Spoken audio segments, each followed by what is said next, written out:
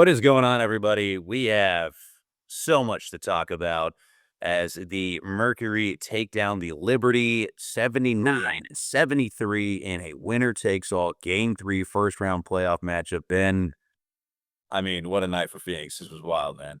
Electric. People talked about the X Factor and PHX Arena, and they brought it. The team brought it. Everybody brought it tonight, and very happy for the Mercury. For a team that not a lot of people outside of the building expected a lot out of at the start of the year, to knock down and knock out the defending champs after dropping, game 1, 2 at home, no less. This It was was good. this was really, really cool. This was kind of a signature moment, it felt like, for this team and kind of where they're headed. And there's so many different pieces and moments in this game we got to talk about. But I mean, you gotta start the lead, Copper, hitting the biggest bucket of the day. Up 3 at that point, under a minute to play, and in traffic in a contested little floater layup, gets that thing to go off the glass. It was so loud at that moment. It just when you saw the kind of the play developing, what was going through your mind, and after you hit that bucket, what was it like in the arena? You can find that clip too on our socials. So no, it's so different because these fans for the Mercury have just been clamoring for it. And Cop, she did not have a good start to this game. And so for her to come on strong at the very end, but that's just who she's been her whole career. One of those, it doesn't phase her how she's playing, in the past or in the present. It's right now, uh, when she hit that, it was just electric. She's been one of those kind of staples for this team this season, holding it down, even when she's not playing on the bench, just being vocal, being a leader. There's some people who lead in different types of ways. She is more of a stubborn leader that is going to tell you, what to do, what not to do, but she always looks out for you at the end of the day. And you have those types of leaders on this team, Sure. and it's not just her, and that's why they're so successful. Well, she's maybe, the piece that got them over the finish line. Alyssa Thomas is the one that got them through the entire game and kinda to that point. Historic triple-double in this thing in a playoff elimination game. I think I saw it's only the second time ever in an elimination game that someone's had a triple-double. 20 points, 11 rebounds, 11 assists, throw in a couple of steals and a block. I mean, absolute workhorse that did everything, it felt like, and just you kind of expect big games out of her, and yet I don't know if you expect this, like, to that level in this moment. I mean, that was such an incredible performance by a big time player in a special moment. I mean, it feels maybe strong to say, like, a career defining kind of play or moment, stuff like that, but, like, this is one that sticks around for a while when you're able to do something like this. And again, against the defending champs, to knock them out. Like, that also adds a little piece to it.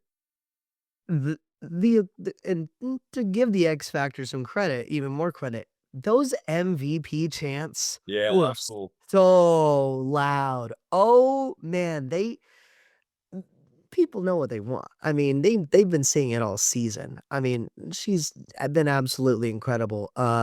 And what AT has done for this team, you can't say enough about it. There's been a lot of times where she had some shots where she was, getting down on herself of, because of questionable shots. But no matter what, she always comes out on top, and just hard-nosed work ethic, very aggressive at the rim. And the biggest thing for me tonight was she kind of was highlighting the aggressive offensive rebounding. Um, she was one of the few that was going out there. The rebounding was incredible tonight from the Phoenix Mercury. And I think it started with, AT, and it started with Satu Sabali. And when you see, them hustle for offensive rebounds the way they were tonight, that galvanizes the team. Everyone else jumps on board. And you saw that with, Sammy running out. Sammy was out rebounding, jumping up, kind of looking like Tyreek Hill on that one play where he had to out jump a couple of defenders, just absolutely just using her hops. And it's funny that this team has so many leaders in so many different ways on and off the court.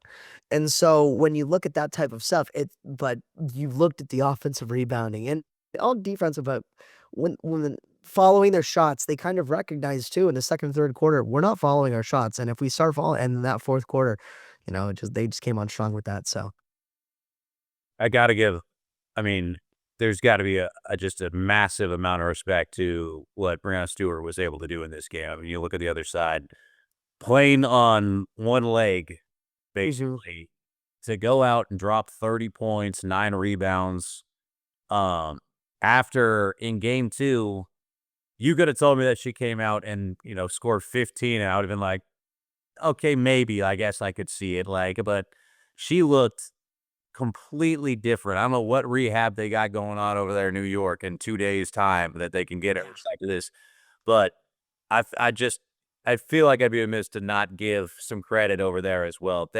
What that's what you expect out of a champion. I mean, they threw some punches back, and the Mercury jump out in the first quarter, and it felt like they might have a chance of running away with this thing like they did, in game 2, and that was not the case. I mean, Mm. the Liberty made some plays in this thing and just an all around just an awesome Oh yeah. and Stewie, I think, gave them you talk about, giving a team a boost and galvanizing them. When you see one of your best players, if not your best player out there, you know, trying to gut it out, that was a heck of a performance on her part as well. Yeah, she incredible, incredible player. Going up by 10, the Mercury had a very comfortable lead. And I think the game plan for the Liberty was get Ionescu going. And she at times looked like was on, but it wasn't consistent enough to carry. Towards the end of the game, Breanna Stewart, she kind of understood the assignment. Uh, um, the officiating was going one way, and she understood where I'm going towards the hoop, and you're either gonna let me go there, or you're gonna try and get in front of me, and I'm gonna charge into you and get the foul. Yeah. So she was getting a lot of foul calls there at the end of the fourth quarter, and 15 free throws. yeah.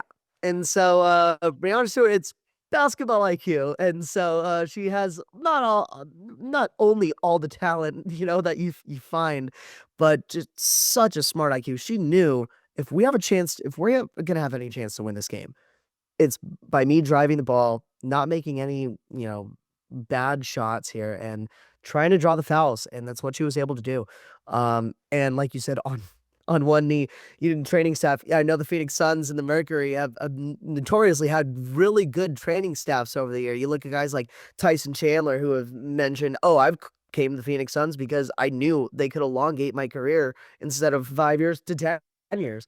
And, Marcin Gortat also said that as well. So maybe they got a little bit of the health luck there, but wasn't enough as the Mercury, defeated them tonight. And, for talking about going into the future, now playing the best team in the WNBA this season, the Minnesota Lynx. Talking about galvanizing and getting that energy in the locker room, taking down the defending champs. I mean, that this was a huge test. And now you have a bigger test. They are the thing standing in your way of possibly winning, another WNBA title. You wanna What beat the what do best, you you gotta think? beat the best, and, What do you knock think out the going defending champs, and forward? now you go up against the number 1 seed, so, I mean, you're Yeah. absolutely right. This is a lot to build off of, but now you get a chance to try and really prove something at the next level. Yeah, no, what do you think going forward? I mean, do you think the Mercury have a chance against the Lynx? That's tough, man, like, I'd love to say yes, I'd love to say a puncher's chance. You're going up against a team that has a home court advantage, and they lost 2 home games the entire regular season. Right. Like, they are they're legit, and they made quick work of their first round series. I know that game 2 was a little bit tighter, but they also showed they can close out close games, and so there's something Mhm. to be said there. Like, they check every box that you look Every box. for a team that can win regular season and postseason. That being said, it just feels this feels like something special is going on with this Mercury team. Does it not? Like, doesn't it feel Oh, yeah. like they all are enjoy playing with each other? They all know their role. Chemistry. Maybe like it's one of those teams that like their sum is better than their parts. Like they somehow are making each other better because everyone knows their role and just sticks to what makes them like they're the best at or like their Mhm. skill set's best at. Um, Again, it's not like they're not going to be fit. I think they're 6.5 point dogs or something like that in game one, 7.5. And so it's, I mean, they're going to have to really hit some shots. They're going to have to play really well.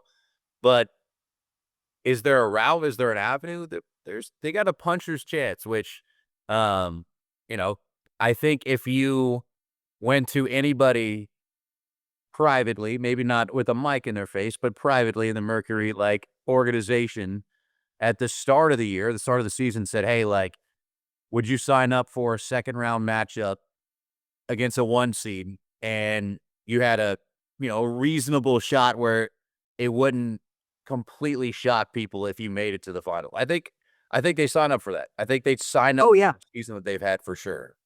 110%. And, this team, I've been there since training camp this season. And I remember the first day of training camp, walking in and all the, chatter was about Taurasi, no Brittany Griner. Yeah, that was a And they go, how do they bounce back from this? And watching the training camp, I've seen a lot of, training camps throughout the years. This is, I kind of noticed something. I said, they aren't just phoning this in. They aren't just going through the motions. They're having fun. They're having a lot of fun. And when you have fun that early, that just grows chemistry. And if you can have momentum on your side, and the whole first half of the season was just momentum. So they know, okay, they hit a little rough spot, but they know they could come back to it. And hitting that momentum at the right time with any sport is going to be, helpful on your end, but it's the chemistry. And like mentioned earlier, they have so many leaders.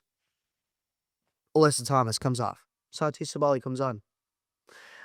You have Sammy Whitcomb. Sammy Whitcomb, this whole season, has just made highlight 3 after highlight 3 when they need it. Clutch threes. Tonight, they gave her the mic at the end of the game to address the crowd. And I thought there was no better person than Bam Sam Sammy Whitcomb, because she has just been absolutely incredible this season. And not only has she shouted out Burn City Sports and a bunch of our stuff, shout out to Sammy. She has just been absolutely incredible.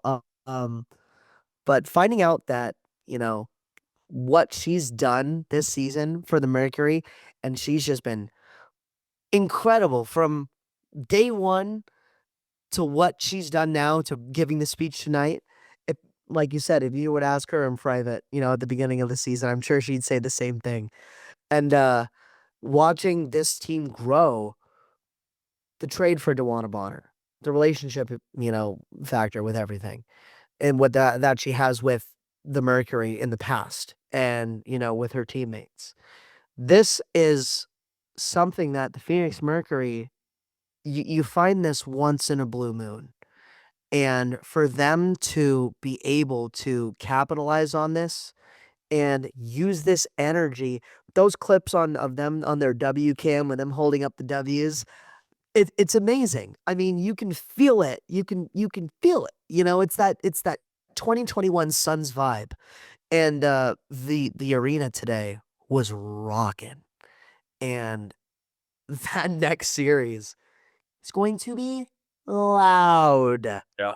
They're gonna need that same kind of energy if That they're X factor. pull off this next upset. Because I think, despite the fact that surprisingly, like most people were picking against them in this series, And I think there's some respect that comes with that. You are playing the defending champs, and like I think they're fair enough in some ways, but um, if they were a slight underdog in this one, or however you want to put it, a coin flip somewhere around there, it ain't gonna be like that. Vegas ain't gonna give them the same kind of odds in this next one. They're gonna have to play above their heads. I mean, just to be honest, they're going to have to play above their heads if they're going to be able to pull off the next one. But man, what a time in Phoenix when it felt like it wasn't exactly the best time for Suns basketball. It was a pretty tough season for the D-backs, and now trying to find their way to the playoffs, maybe. But to have this run, it's been pretty special. It's been pretty fun. And last thing too, to talk about, the Suns. Suns were there. Booker was there. Kobe Bryant, Rasheer Fleming, they were there. A lot of these guys throughout the Mercury run, Dylan Brooks and Jalen Green have shown up, shown their support. Not only that, former ASU alum, James Harden was there. James Harden has a really good clip of him with Satu Sabali and Kalia Copper after the game, after the win, and congratulating them after the win. And you'll be finding something on Burn City Sports after that. Definitely an article about that because that was a great moment here soon. But yeah, no, seeing James Harden and all these stars show up for the Phoenix Mercury. Scottsdale, Old Town Scottsdale, downtown Phoenix has definitely become a hub for celebrities being so close to LA and just kind of becoming more of a tourist destination site. And seeing these celebrities come out to support the Mercury while they're here is it's awesome to see. Yeah, you love to see that, man. You love to see the city get behind the team. And Definitely. it was fun watching this tonight. I Mighty Mercury. just over the moon that we had a chance to kind of continue to see this run go a little bit further and Same kinda see here. what comes next, because it is it's one thing when you're covering a team that is going to have, like, go on these runs and do stuff like that, and it's built for the postseason. There's something even more special about a team that maybe you didn't necessarily see it fully, and then you just watch the maturation process and kinda get to this point where now it's like you get lost a little bit in the storyline. It's been fun. It's been really fun Mhm. watching it. 110%. Bring on Minnesota. We're on to Minnesota. Sunday in Minnesota. Here we go. 6.5 point dog officially. That's what the line is at right now. So Come on, Vegas. yeah, Have some faith. it'll be down to 3.5, right? By Sunday, maybe. We'll see. That's interesting now that you say that. You never know. You never know. Yeah. Lines are meant to be bet on, and Vegas is meant to go broke. So we'll see what happens, Ben, I appreciate it, man. Great work on this covering on Always, like anytime. stuff here for this next series as well. Mighty Mercury, baby. Let's go.